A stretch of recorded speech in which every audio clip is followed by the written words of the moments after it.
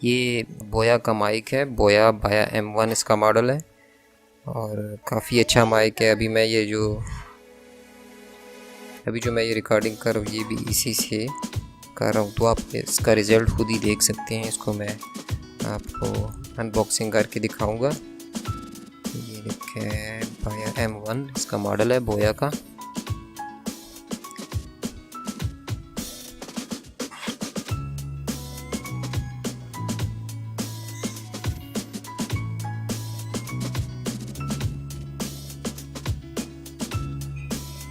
ये इसका पाउच है और ये बुकलेट है इसमें, जिसमें इंस्ट्रक्शन लिखी हुई है, बाकी डब्बा खाली। ये इसमें इंस्ट्रक्शन है कि इसको यूज़ कैसे करना है, इसका मैनुअल है, इसको देख के आप इसे यूज़ कर सकते हैं। पाउच खोलते हैं,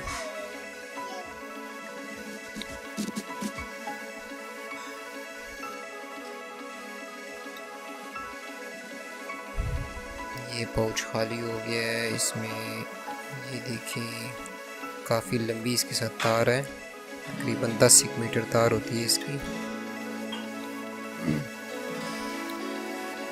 ये इसका माइक है, ये इसका यहाँ पे इसका बटन लगा होता है और इसमें सेल भी डलता है। ये देखिए ये लिखा हुआ है ऊपर, मैं इसको फोकस करता हूँ, बोया। ये बटन है, यहाँ से आप कैमरा और स्मार्टफोन को चेंज कर सकते हैं। इसकी तार तकरीबन 10 मीटर तार है इसकी, और ये इसके साथ एक्स्ट्रा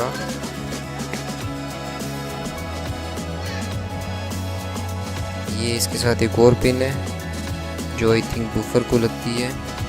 स्पीकर को आप डायरेक्ट लगा सकते हैं, और इसमें ये जो शार्पर है इसमें सेल था जो मैंने पहले इसको लगा दिया है। ये माइक के ऊपर ये नॉइज़ रिडक्शन के लिए इसकी कैप,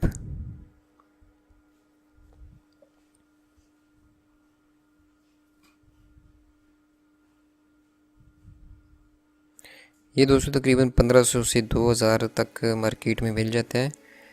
मैंने 1500 का लिया है।